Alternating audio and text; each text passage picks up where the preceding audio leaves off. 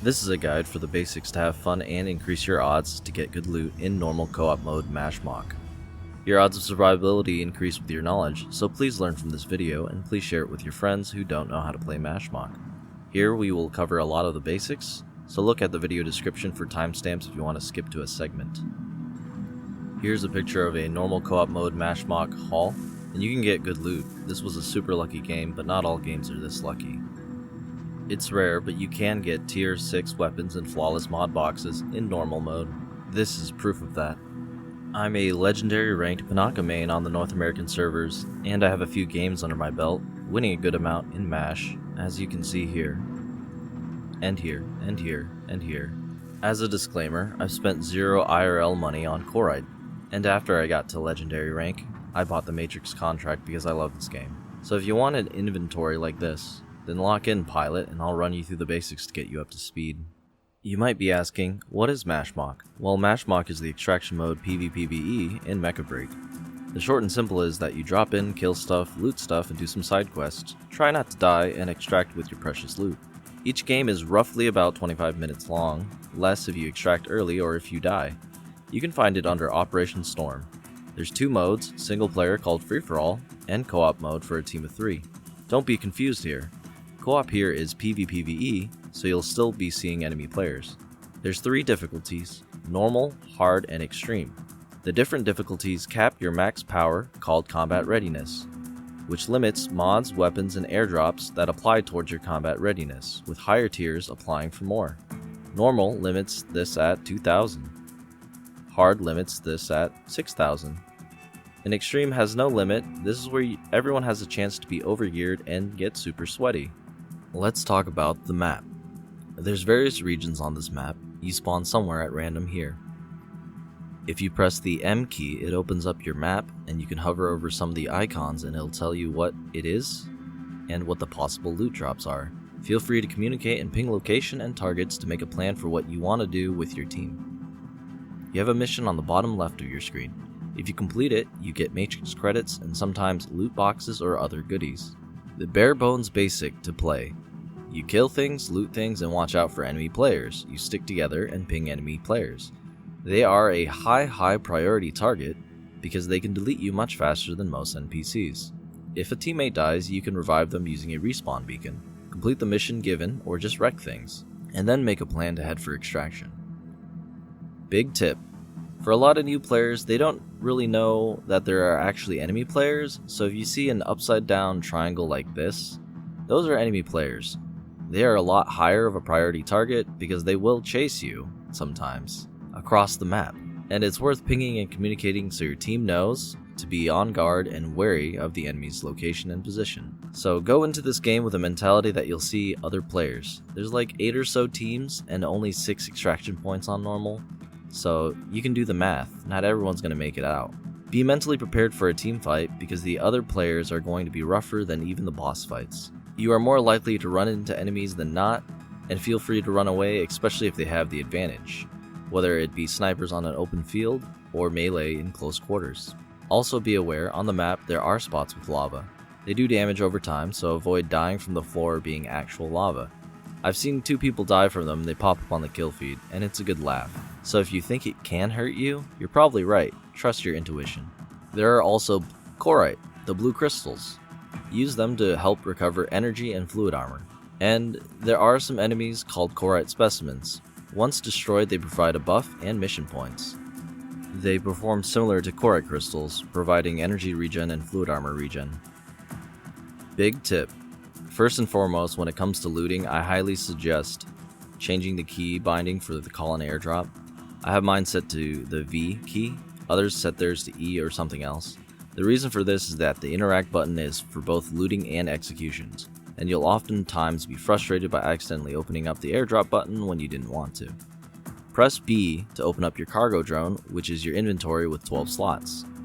Here you can see your 2 modular weapon slots and the associated ammo that it can hold for each weapon. And on the bottom here you can see the airdrops that you have. After killing some big enemies or targets, they may be lootable. You'll see a yellow outline around the target with a yellow tether between you and the target. Press F key to interact. And you can fast loot again by pressing the F key again. To exit, you hit the escape button, or walk away, or get shot. To discard items, get used to juggling with the spacebar and clicking items. Just make sure you loot enemies before they disappear in about a minute or so. Enemy mercenary strikers' bodies don't disappear, but if they have no loot, they won't be lootable. Recommended: fast loot everything until you can, then decide what you want to keep or not by discarding for space in your inventory. You cannot drop items for other players or trade directly in Mashmak. When you discard items, it's gone. For solo Mashmak, people mention that loot isn't instance, meaning that what you see is what you get, first come, first serve. For co-op, loot is instance, meaning taking down an enemy NPC allows you and your friends to get different loot. Just note that in co-op, enemy mercenary strikers are not instance loot, so what they have is what everyone else sees. In general, if something isn't lootable, then move on. No outline, no loot. Cargo rockets. If you have some cargo rocket airdrops equipped, you can use the cargo rockets to send off items early to be safe instead of waiting for extraction. Just know that you'll make some smoke trails and alert nearby enemies. Since the update on July 28, they added a chance of finding cargo rockets out in the wild. There will be a notification that a cargo rocket is deploying nearby. It'll pop a rocket notification on the top edge of your screen and you'll basically have 3 minutes to reach it and load your stuff in. Get there before someone else does. From my experience, after you kill a tank or Corite Gen 3 striker or drill or something else, it has a chance to spawn on pre-designated launch pads nearby. It seems like luck. There are pre-designated launch pads on the map, and they might or might not spawn. Keep an eye out for the cargo rocket symbol on the map or on the screen. These rockets pop up on the map if you're close by, and they have a 3-minute countdown timer before launch. So if you're lucky, you and your team can put 3 items in the cargo rocket because it's instance per player, meaning you can put 3 items in, and each of your teammates can put 3 items in as well. And the timer goes down and it launches, extracting your precious loot. For airdrop cargo rockets, the purple cargo rocket beacon 1 can hold 3 items, the golden cargo rocket beacon 2 can hold 6 items. Drop them in on the map, load them up with items that you want to save early, and guard them until they launch. And also keep an eye out for the notification should an enemy team drop some in. Just note, both the cargo rockets you call in and the ones found on the map can be destroyed, so don't let the enemy take them out. And also, pulse storms will shred these rockets, so it's not worth putting loot in a cargo rocket that will be intercepted. I did some testing and I sacrificed some loot to provide you with this information, so enjoy it. Every week you can use mission tokens to buy a limited amount of cargo rockets and extraction beacons under logistics and matrix selections. You can find some goodies that's worth bringing. You can also get lucky with loot drops and maybe find cargo rockets there. If you see this, the smoke contrail, then it means that someone used an airdrop or cargo rocket, and there's a good chance that the enemy is there. So be prepared for a fight if you engage or head towards the trail.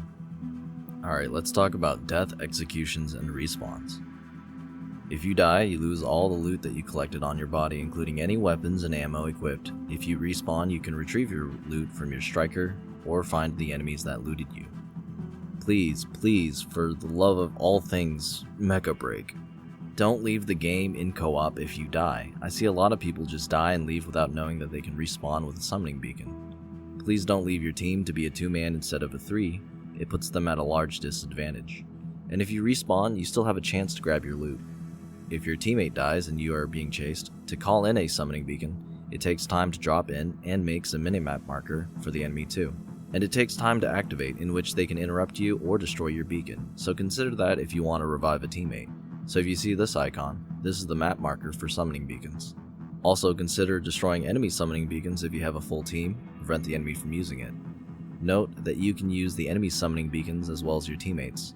Chances are summoning beacons are used because a teammate is down and there's a team with at least one teammate down. But also consider using a summoning beacon to bait an enemy that might be down a striker or an enemy team that is investigating to see if there's a fight. Just be careful because it is risky to have one on cooldown, as there's a cooldown of 300 seconds or 5 minutes before you can reuse the summoning beacon. If a teammate is down, make sure you communicate, or both players might actually end up using their summoning beacons. Sometimes you might find a summoning beacon next to a destroyed one. Chances are both strikers on the enemy team used their summoning beacon. Tip: if one of your teammates are down, it's recommended to have your most likely to die person use their summoning beacon first. When you start in the game of Mashmak, there's a delay timer before you can use summoning beacons, so don't die early on. If you wipe out 2 of the 3 on an enemy team, What they can do is summon one teammate back, and then the teammate that gets summoned back can use their summoning beacon to bring back the third teammate. And you and your team can also use this strategy to bring yourselves back. Just consider the costs and benefits of fighting the team that wiped you and if your loot is worth the risk to get it back. Let's talk about executions. The pilot that kills an enemy mercenary striker can execute them. If you get executed, there's a chance you might lose a mod. If you execute an enemy, there's a chance you might get their mod as a loot drop. This chance increases based on the difficulty. Executions also takes the player out from the game, so they can't respawn via redeployment or resummoning beacons. So don't get executed and interrupt enemies from executing your teammates, and consider executing others. I personally don't like executing players because it's just extra grief and the mods are usually not worth it in normal. But if it's a tough team and I don't want to see them regroup and recover, or if they're playing dirty, like following me into a restricted zone, I will do what I can to win. Also, if you execute my comrades, I'll give it the best effort to execute you too. Just note that if you're using modular weapons and not the striker default weapons, that you'll have to switch to your default weapons to execute. Also note, snipers like Narukami and Aquila can execute from a distance. These are some points of interest. There's a chance for repair stations, trucks, and devices. You can use these to heal. Keep an eye out for this icon on the screen or the minimap. You can also find some repair stations in the wild if you're lucky. Some people mention they spawn at fixed locations. You can use these devices to repair and heal up. Just consider your teammates and who is a high priority for healing before you jump the gun, because there's limited uses on these devices and it's not instance. Also, you may find ammo crates. These are instance and have a variety of ammo for you to use for your modular weapons. So look out for this ammo icon with the orange casing. Some important targets to note. The colossal Corite extractors make pulse storms. Recommend to take them out. They're big, have a countdown, and a red beam going to the sky. You'll get a notification that a colossal Corite extractor is nearby. You have to shoot at its 4 legs, after which the middle core of the drill will expose itself, allowing you to destroy them. After a bit of time, small Corite extractors drop down. These also have a red beam that go into the sky, and they also contribute to the pulse storms. If you plan on making a long game, take them out. If you want easy mission points, take them out. They're not a super high priority, just be comfortable with storms if you don't take them out, and hope that you don't regret it later. As the game progresses, even more and more small Corite extractors drop down until the storm inevitably devours the map. If no teams on the map destroy any Corite extractors, it gets a lot more crowded until everyone dies. So do a little bit of your part and take a few out. Pulse storms can hurt and kill you. Don't be one of the funny few that die in the storm. Everyone in-game is going to see it and laugh as they recall their first time finding out the hard way. Someone told me that the storms can be countered slightly by standing next to Corite. I don't know how true that is, but here's the chat log for that. Note that pulse storms can also be used to run away from the enemy strikers in pursuit, or you can deny them your loot on your body. Pulse storms obscure radar and the FCS or fire control system, so you can use them to evade the enemy because it's risky to kill you in a storm and even riskier to loot your body in a storm. So many people give up chase, but not all, so risk it for the biscuit should you find yourself in dire straits. If you have the upper hand, consider not chasing the enemy through a storm, because if they're on the other side of the storm, they'll probably have energy to equalize your kill-death ratio, unless of course, you have a vendetta because they killed you a few times already. Storms look smaller on the outside, but when you're inside, it's very easy to run out of energy and die. So don't dive first if you can help it. Late into a game, there will be giant meteors that drop with a huge Corite extractor on it. These spawn pulse storms very quickly and very big ones, so avoid them. I don't know if you can take them out. I didn't see a health bar, so consider it the endgame map cleanser and get some distance. Sadly, I don't have a picture of that, but I've seen it in-game. Drills. These things pop up on the map. They drop valuable loot. Just know that they pulsate a blue ball shockwave that stuns you and does damage. So take these out with range or play a game of chicken as you time it for some melee hits and run back to avoid the shockwave, kiting it for the win. And note that spinning blades of death spawn near drills, so try avoiding them because they do direct HP melee damage and they hit hard. High threat units.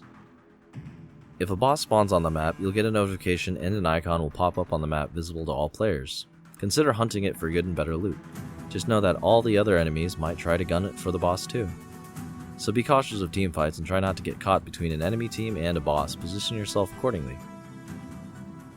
Tip: assess the situation in the nearby area before engaging colossal targets. Chances are these enemy mercenary strikers en route or camping or doing the same thing you're doing. It's recommended to take out the enemy teams before engaging.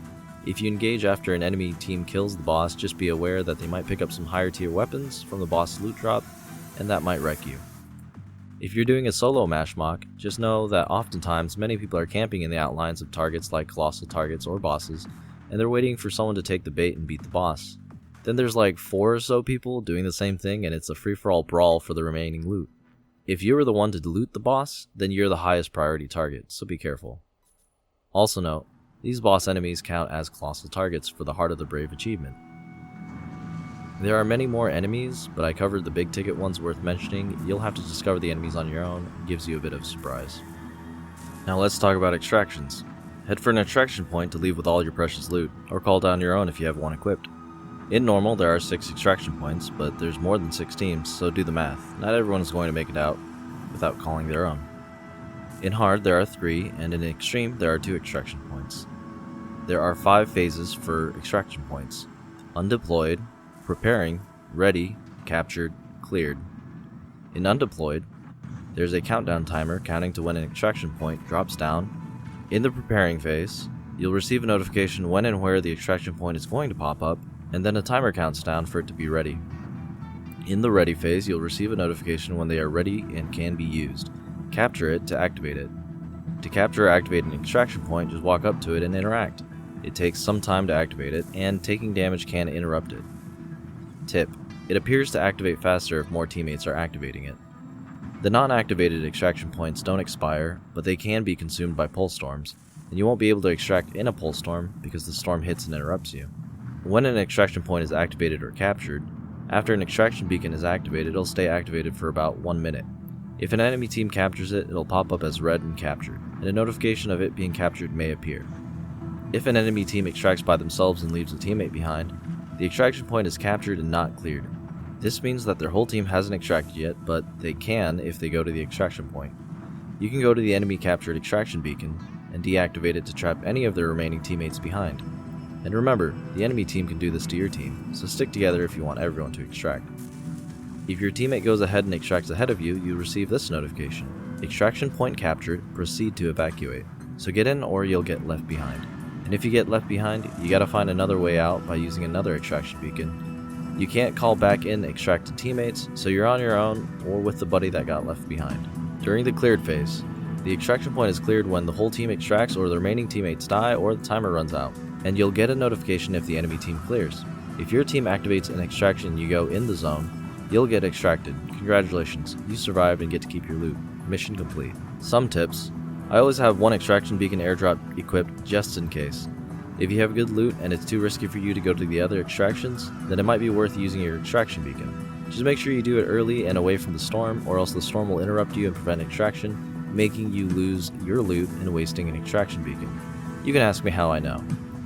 Also, tip: make very sure that if you have an extraction beacon airdrop equipped, that you don't accidentally call one in when you don't want to. I have done it, and I have seen it happen. It's a common enough mistake that it merits a warning, so choose your airdrops carefully, or else you'll join me in the Accidental Airdrop Club. Not actually a club. Here we'll go over the post-game card. On the left you can see kills, deaths, assists against enemy strikers. Damage to mercs are the damage done to enemy strikers. Other players are referred to as mercenaries in this mode. Damage to foes is damage to bots and NPCs scattered on the map. Repair is healing. Damage taken is how much damage you've taken. Rescues are the amount of time you've resummoned teammates.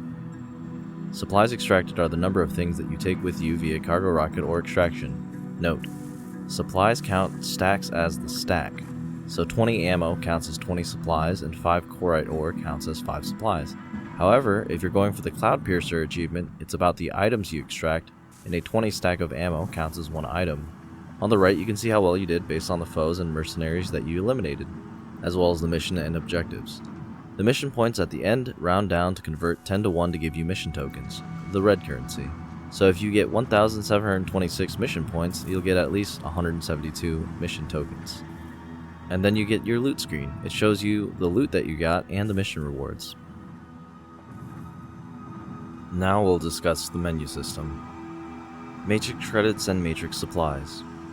Matrix credits are the blue tokens that you get. Completing Mashmak missions can give you matrix credits, the mission that you find on the bottom left when you drop into a Mashmak mission. You can sell things from your inventory for matrix credits. Head to inventory and then on the bottom left you'll see bulk sell. Select what you want to sell and click confirm. This will give you matrix credits based on what you're selling.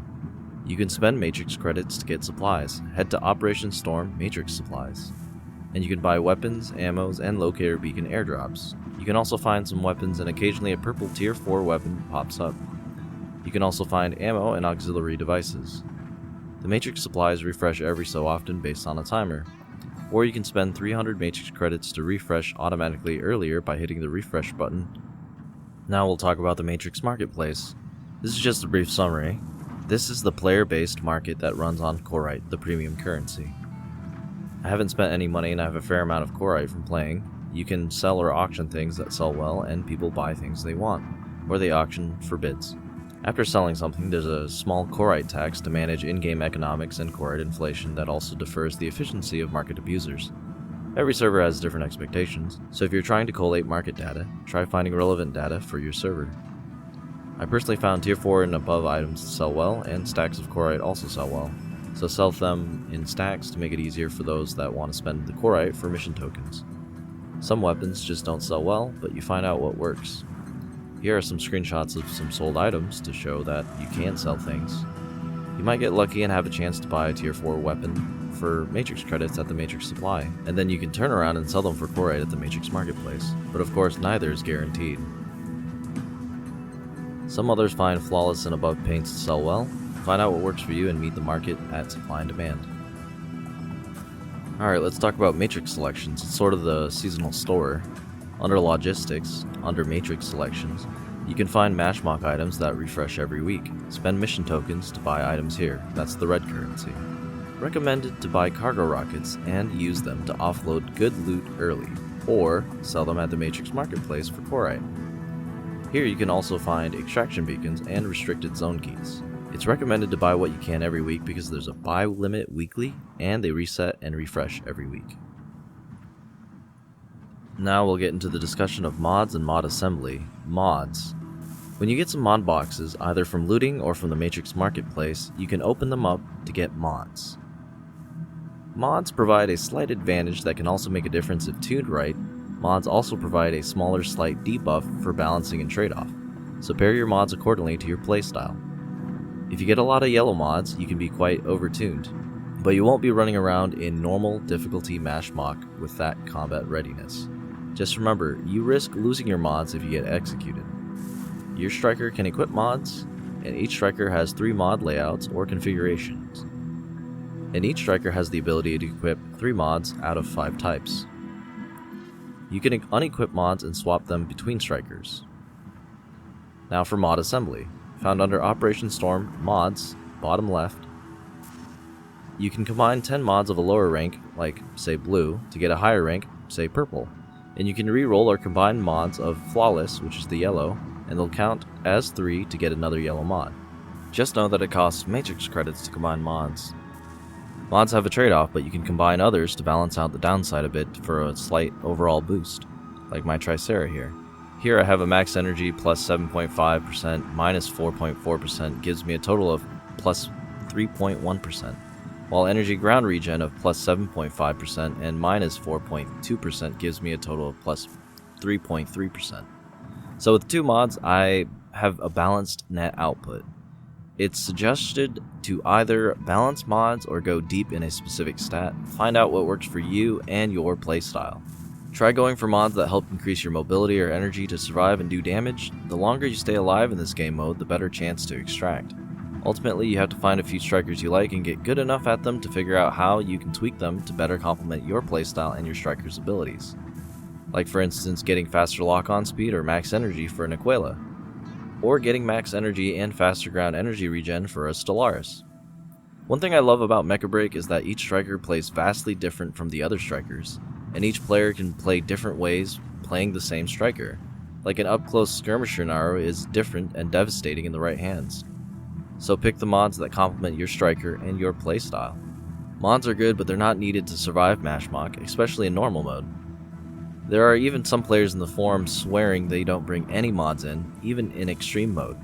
because they don't want to risk losing them, and they can also bring in better weapons or airdrops for normal or hard mode.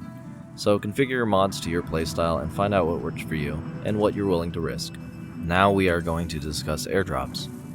Most airdrops occupy some combat readiness with the exception of extraction beacons, locator beacons, ammo, and cargo rockets. We've already covered the resummoning beacons and cargo rockets, so let's see what else we have. As a general note, higher tier airdrops are better for doing their role, but they occupy more combat readiness. Ammo airdrops. You can use ammo airdrops, the higher tier ones can store a lot of ammo. Tip: if you're playing with some friends, you can put extra ammo and divide it among your friends to share. If they don't use the ammo, it gets returned to you via in-game mail as borrowed ammo. I find that the highest tier ammo airdrop has more ammo than I need, so it's recommended to share. Repair stations. Each tier has multiple charges labeled as capacity, with higher tiers doing more healing and holding more charges. Decoys. It works like the Hurricane's decoy drone. Each tier raises the Decoy Beacon's health and duration, but they don't put out more than 2 drones at a time. A tier 5 Decoy Beacon has 6 drones, but only deploys 2 at a time. After one is popped, another one spawns until the beacon is all out of drones. Just know that manual aiming snipers can still shoot around these targets and hit you instead of the drones. Recon Beacons. They work like Falcon's radar. They expand map vision awareness and allegedly improve faster lock-on timing within the radar. They mark targets and shows stealth. Here's an example of a before and after picture. And then higher tiers have longer duration and covers a wider area, and stealth opponents appear on lock-on in their stealth silhouette. As pictured here, this invisible Narukami in training mode. Extraction Beacons. Solo for single-player Mashmak to help you extract in solo mode, or free-for-all. The team extraction beacons for co-op Mashmak and lets your team extract. Deploy them and activate them, and then you're good to go. Just know that they take a little bit longer activating than a regular extraction beacon found on the map. Alright, let's discuss modular weapons and weapon airdrops. Weapon airdrop beacons deploys a box that has 2 weapon slots. You can get weapons from loot in Mashmak or buy them from either the Matrix Supplies or Matrix Marketplace. Weapons are either single-handed, main-handed weapons, or two-handed. On the weapon airdrop, the top slot is for Aux 1 and the bottom slot is for Aux 2. If you fast loot your weapon from the airdrop after calling it in with your 2 weapons, Aux 1 will be the main hand, left click, and Aux 2 will be the offhand, the right click. So if you like a specific weapon like a sword as a right click, set it to Aux 2. If you want the sword to be on the left click, set it to Aux 1. If you loot your weapon airdrop by clicking instead of fast looting, it's the first weapon that you pick up that gets set to Aux 1 or left click. Main-handed weapons cannot be dual-wielded. Single-handed weapons can be dual-wielded, and of course two-handed weapons require both hands. Tip: you can equip 2 weapons. Recommend not putting 2-handed weapons like a sniper or a warhammer and another single-handed weapon in your weapon drop unless it's your playstyle. You do you. More loot for the enemy if you die. I one time brought in 2 sniper beam rifles thinking they were one-handed beam autocannon rifles, so just double check to make sure it's the right beam rifle because they do look similar. Also, don't forget to equip ammo with your weapons when you slot them in the weapon airdrop. Weapons use ammo. If they're melee, they have durability, so be sure to repair them at the cost of Matrix credits before bringing them to the next round of Mashmak. To repair weapons, hover over them and a Repair Aux Durability button should pop up. Click on that, and then slide the slider to the right to repair at the expense of Matrix credits. 1 point of durability for 1 Matrix credit. Airdrop research and equip and unequip airdrops. To get airdrops, you can buy them from the Matrix Supply Shop, Matrix Marketplace, Matrix Selections, or by researching them. To research airdrops, under Operation Storm, Airdrop Research. You can find various devices and tiers for things that can be researched. Researching requires research data, which you can find in Mashmak or the Matrix Marketplace. Things like this. Consider research data as crafting material. Get the set and you can craft an airdrop beacon. Click research and it takes some Matrix credits, and then you have to wait a little bit or spend Matrix credits to speed it up. After waiting, you get a one-time consumable item. Just know that researching these items only produces 1 item, so it's more like a craft than a research and an unlock feature. That might be a language localization translation issue or word choice usage issue. Now let's talk about equipping airdrops. In Operation Storm, under Mashmak, on the right side of the screen, you can have up to 3 different configurations of airdrops. You can click on any one of your airdrops, or if you see it, you can click on the Add Airdrop button. And then this will open up a wheel of airdrops that you have equipped, and you can select which airdrops you want to bring with you. Also on the top left there will be quick menus to buy straight from the matrix supplies, easy to stock up on ammo or weapon or airdrop beacons. To unequip airdrops, go to your airdrops, click on the airdrop in the airdrop wheel, and then click it again to unequip. Or you can look to the left and click on the one that you want to unequip. If it has a blue check mark in the top right corner, it's equipped. So if you click that airdrop, it will unequip it. As a reminder, you can have up to 3 airdrop configurations. Feel free to use them to set yourself up for your playstyle or combat score, or for different difficulty modes, or for free-for-all mode, or for co-op mode, or for however you want it. Now we'll discuss Locator Beacons and Restricted Zones. Locator Beacons are only used for co-op mode in Mashmak. They require restricted zone keys to use, which can be found as loot in Mashmak or bought from the matrix selections. There are 3 different tiers for 3 different difficulty modes, and you need a Locator Beacon found in the matrix supplies to use them. Equip the Locator Beacon with the key in Airdrops, equip the airdrop, and then once you drop into a game, use the Locator Beacon. The Locator Beacon creates an icon that the whole map can see, including the enemy strikers. So enemy strikers are probably paying attention to you. Your Locator Beacon will show you a restricted zone that can be anywhere on the map, marked by the blue icon. Head to it with your team and go in. You'll enter a restricted zone, which is an instance-based area which has a mission inside. It's highly recommended to have your full team there to help you, and if you complete the mission you get goodies. If you fail, you get some goodies but not as much. Chances are you can get a cargo rocket. But be careful, other enemies may follow you into this area, and then you're fighting a brawl in a small map. Enemy teams can activate the Locator Beacon that your team drops and then trail behind you into the mission area. Good luck doing the mission and fighting an enemy team halfway through. It gets into a nasty brawl since it's likely close quarters. But it's a good thing if you have a melee comp and they have snipers. Even worse, some sweats might camp the exit and grief you the moment you come out, stealing all that hard work. Please don't do this. At least have some honor and give them a fighting chance. It's recommended to rocket off good loot if you get some, unless you want to risk it and wait until you get extracted. And also, recommended to airdrop a Locator Beacon early before storms start appearing. If a high threat boss spawns next to you in the beginning, or if there's a bunch of high priority objectives or enemies, it might be better to do it next game. Save your keys and get the nearest good loot. If you're quick enough, you might have time to do both, and if you have rockets, you can send off the good loot. As mentioned earlier, bosses will attract other pilots, and they'll likely go after your Locator Beacon if it's next to a boss to trail you down. So putting a Locator Beacon next to a colossal target increases the chances that an enemy team might gun for your location. The restricted zone can take anywhere between 2 to 6 minutes to complete. Keep that in mind since each game is about 20 or so minutes long, up to about 30 minutes. Again, recommended to do restricted zones early on if you want to do it. As a tip, it's better to do it with your friends that you're playing with that are willing to share their use of Locator Beacons and keycards. That way you and your friends get loot together. You can also do this with random pilots you recruit, but be wary that the skill levels and playstyles might not match up. Alrighty then, let's talk about gliders. There are 5 types of gliders: a melee, sniper, suppression, support, and enhancement gliders. They're great for heavies or ultra heavies for speed and mobility, and they do fly even if they run out of energy, but they're a little slower without energy. Sometimes you can find a wild glider on the map. Chances vary and are hard to find. Gliders can be used for transport, but the moment that you encounter someone, it's a big target and you become the highest priority, mainly because they want to steal your glider, and you're bigger, so obviously you're a bigger threat. In order to make a glider, you have to get glider research data. There's 3 parts. Research the glider, which takes a long time. You can speed it up for an absurd amount of matrix credits. It's about 1 matrix credits per 3 seconds. And glider research takes 12 hours per tier, so a tier 3 takes 36 hours. After you research your glider, then you can equip your glider with glider parts that you find. Glider parts are tier 5 gear that have a rare chance to be found in Mashmak. Warning: you can't unequip glider parts from a glider. Warning: you can't mix and match glider parts, so if you have a repair drones on your support glider, you're locked out of the other glider types. So choose carefully. Note: combat readiness is based on the glider plus each piece equipped to your glider. So with those warnings, make sure that you know what you're doing, and it's basically a second striker kit surfboard.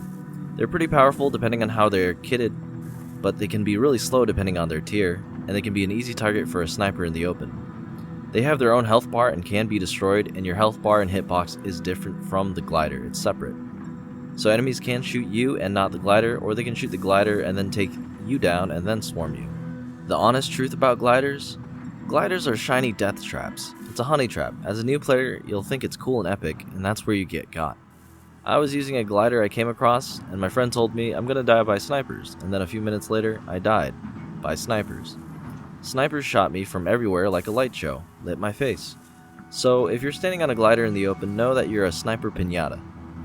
Especially if you don't have the vertical advantage above the enemy team, if you're lateral or on the same elevation, you're in for a rough time. And if you left your teammates behind because you have a glider with high mobility, you're also in it for a rough time. Oh, and you can steal gliders, but that also means other people can steal yours. And you can extract with gliders, so hopefully you steal one.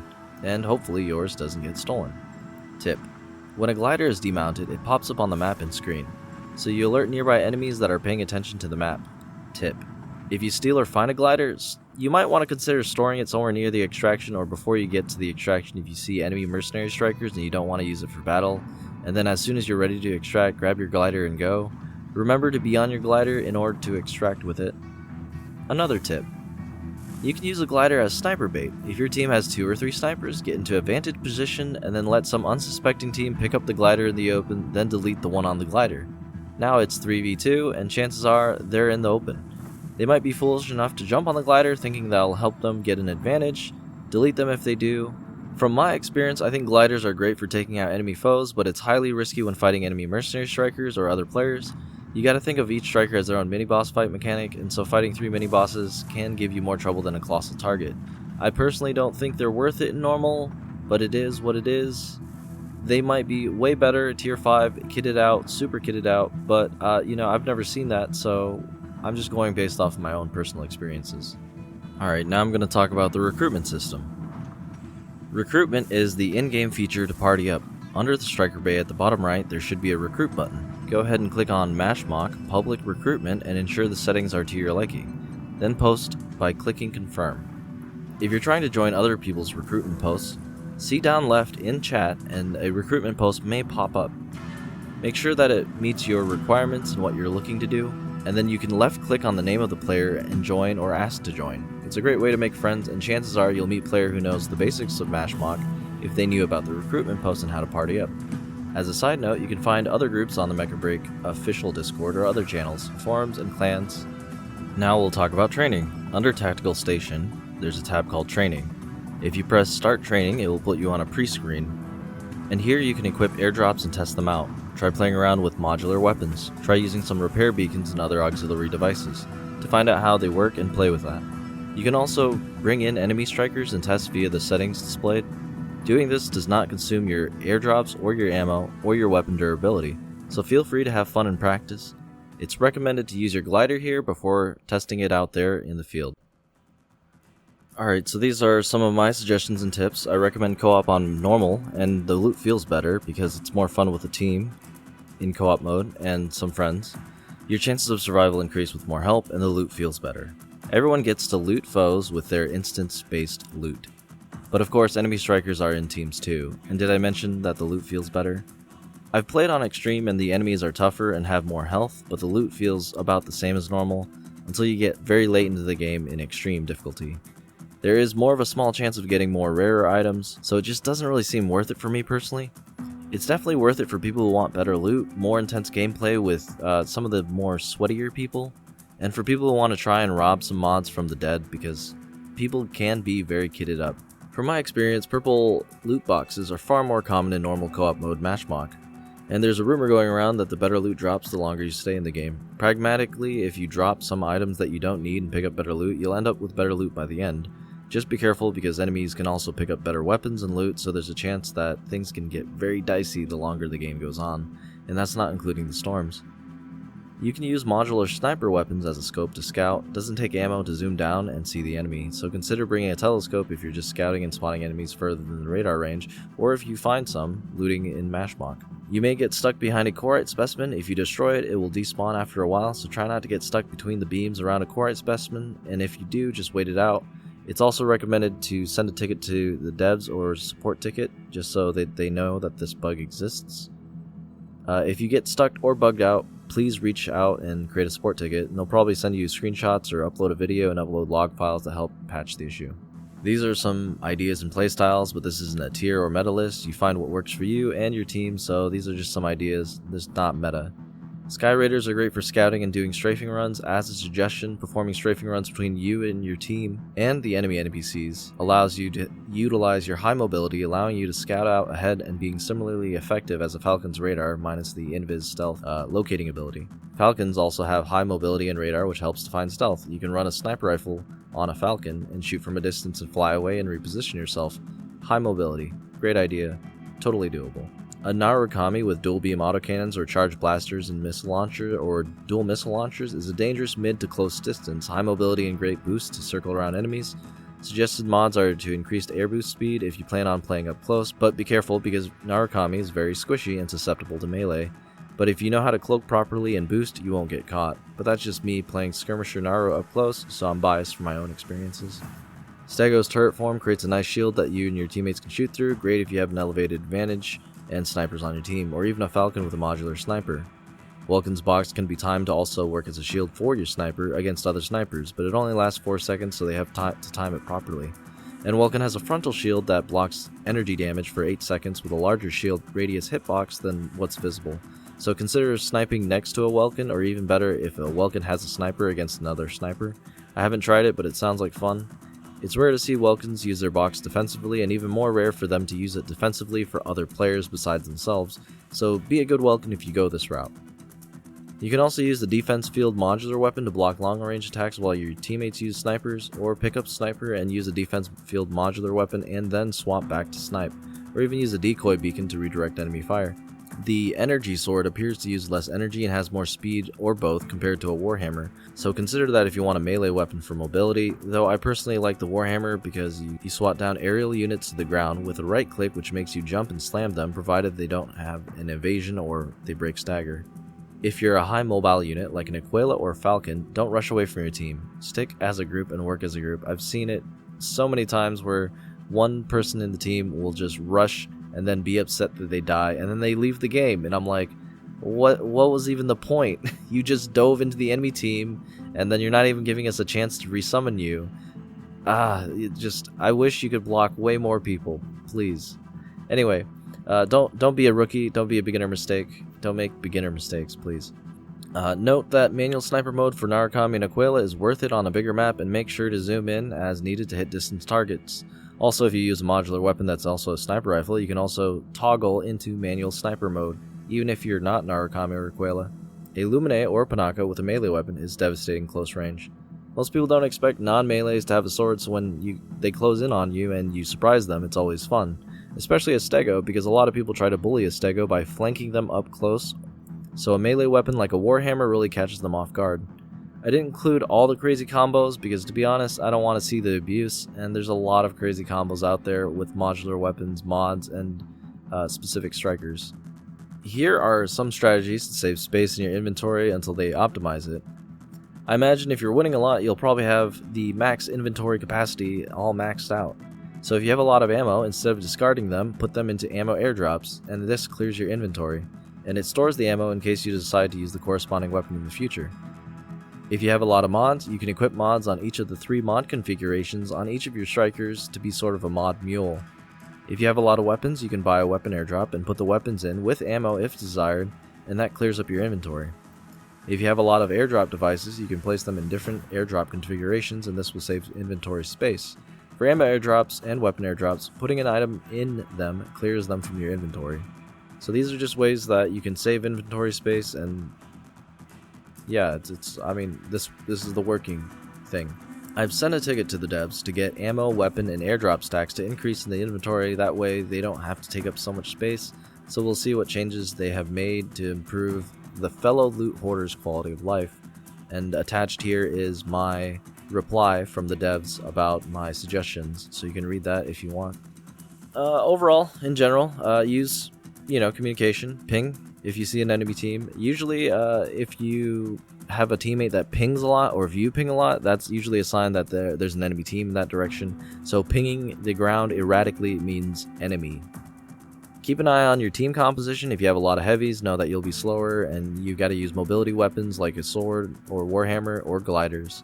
If you have a lot of snipers, try to stick to the open areas and high terrain.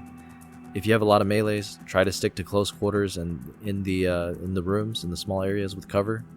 Also, it's good to have a healer on the team because as of now it's a bit iffy to rely on repair station airdrops or luck to find repair stations on the map, especially if you're trying to stay alive. A healer is going to help. If you don't have a healer, it's highly recommended to have some repair beacons. If you do die, you do respawn with health, but dying is ill-advised since you run the chance of a team wipe or an execution. The benefits of having a healer is that you can heal during combat, and if you rely on repair airdrops, then you'll have to wait between combat to repair, or else they'll interrupt you, or maybe even destroy your repair beacon. So gauge whether or not you think the DPS output on your team is good enough to finish the enemy and then repair, or if you need the extra survivability during combat. Also, don't forget that healers can do a lot of damage too with modular weapons. Having a healer on your team allows you to play aggressively against all enemy types, whether they be NPCs or mercenary strikers, because you won't die by 1,000 scratches over time if you have healers, therefore you can play more aggressively. I see a lot of Lumine mains, they don't do too well dealing damage in this game mode with their base weapons, so it's highly recommended to get a modular weapon to support the team during team fights. Here in Mashmak, DPS and healing matter a lot more, as of course positioning and ambushes also matter too. There's not like a lot of objectives, you're just trying to stop the enemy from activating their own little things. Use the map and positioning. If you have the higher ground, the enemy team will have to boost and waste energy to get to you. If they have snipers, use cover. Mountains can cover you against snipers and you can ambush them. If you're a sniper, be careful of mountains. They can provide a great vantage point, but also they can obscure and obstruct vision if the enemy team is near the mountain base or on the other edge or side of the mountains. If you're playing as a heavier ultra heavy mech non-melee striker, consider the energy sword to help a boosted attack to catch up to your higher mobility teammates. I could also make a strategy guide, but that's for another day. Just know that snipers typically don't do well in melee range, and there are CQB parts of the map, so try to use cover if you're melee and bait people into a trap.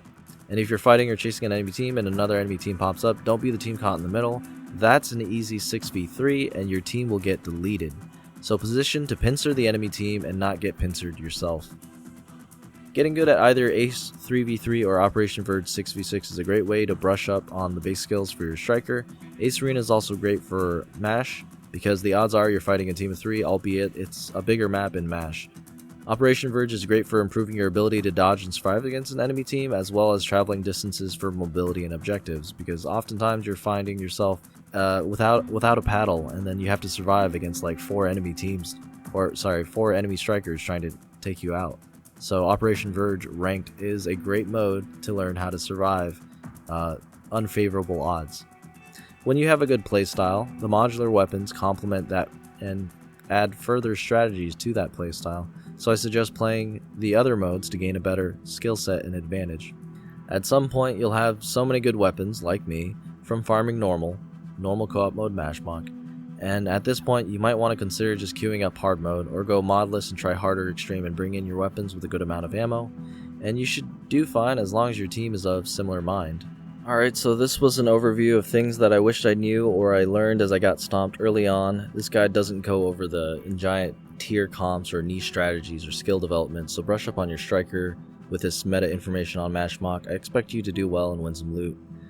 Let me know if you've experienced something that was a light bulb moment while you played that you wish other people knew about that wasn't covered here, and let me know if I missed anything important and basic. I'm sure you'll find out more as you play it. Leave a comment or something to help others. I plan on revisiting this guide after they push out some updates, probably in the next season or 2. Also, just note, if this guide or video pops off, you'll see a lot more competent players on your team, but also on the downside, that also means a lot more competent enemies, so consider that. If you want a good player, feel free to invite me. My in-game name is the same as my YouTube channel name, Seizurific. Since launch, I joined a small clan community that's very chill, non-toxic. We just play Mecha Break.